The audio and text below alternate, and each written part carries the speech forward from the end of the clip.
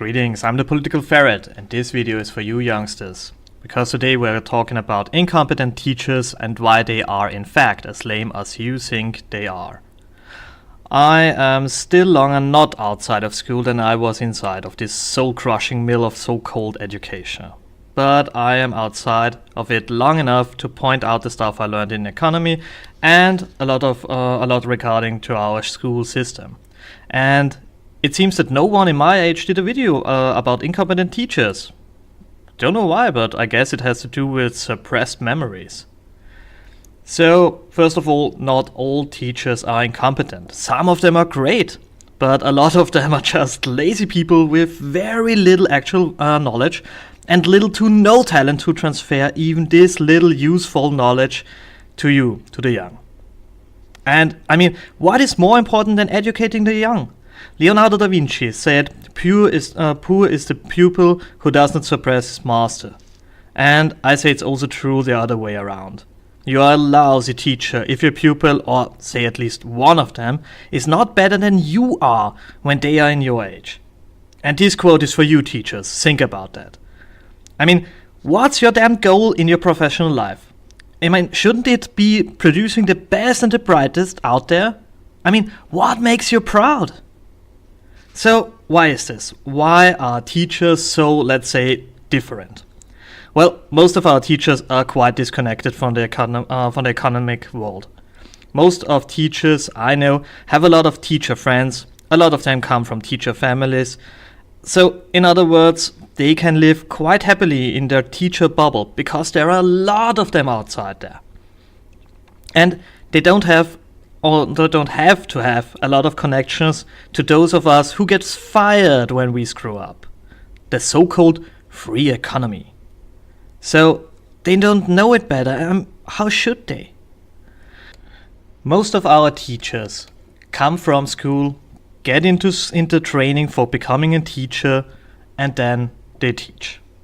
And that's the thing. You see, school prepares you for two jobs very well, and that's soldier and teacher. Soldiers have to obey and accept that everything is true that someone who is in a higher command tells you, and teachers, well, just have to copy the pattern they have seen in school. But what about reality? If you go outside, your boss won't come to you, put a pile of paper on your desk and say, "Read this, I come again in 2 weeks and ask you, and you alone stuff about it, and if you do well, you get the next pile of paper." That's absolutely not how economy works. But teachers don't know that. In fact, I know that some of them do think that economy works that way, and it doesn't. Well, since I am out of school, I had to deal with what came out. And I tell you, it's a mess. And it's not really the fault of the young. I mean, not all of it. The first thing you have to teach those who survive 10 to 20 years of education is ask questions. How do they do that in school? Well, does anybody have a question? The teacher asks. Heads of the older pupils goes down and one guy says, "Well, I have a question." The teacher rolls his eyes and something like, "Then please come to the blackboard and we go it through extra for you, you stupid child." I mean, you know the story, and if not, you're an unlucky bastard. Asking question is essential in the real world. Of course, you don't get a medal for asking the same things again and again and again. Absolutely not. But asking something for the first time because you don't know it or you haven't understood it in the first time or how they try to explain it to you, that's an important thing because it saves your superior the time to check what you know and what not.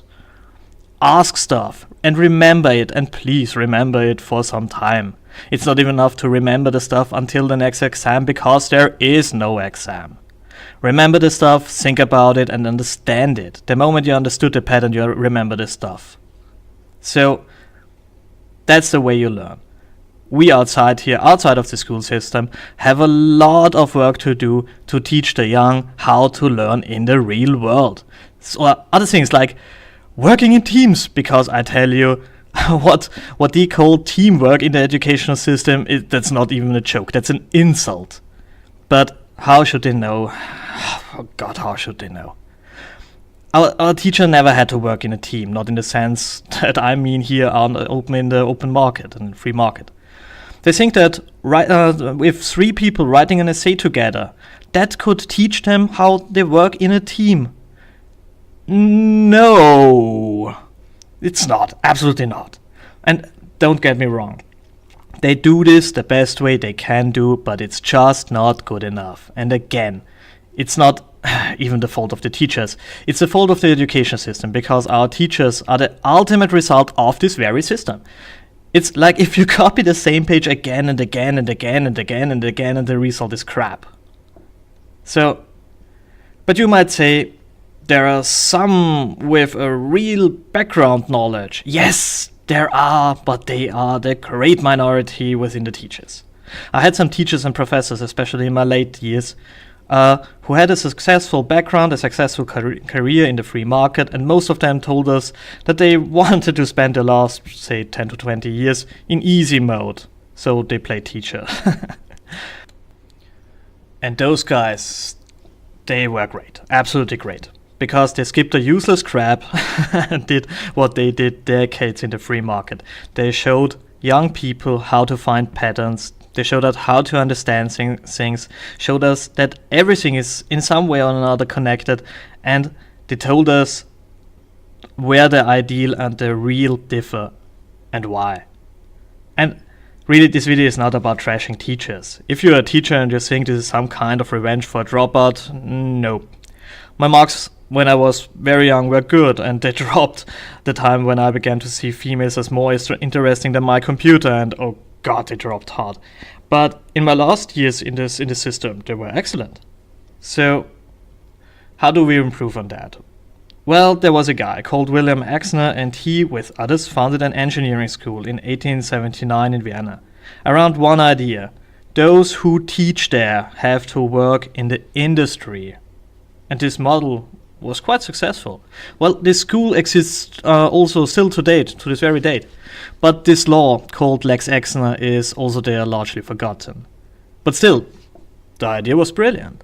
Let those who are accomplished experts train the young, not those who didn't make it out in the real world. So, what I want to say is, get out of your damn bubbles, teachers. Ask yourself, what is my job?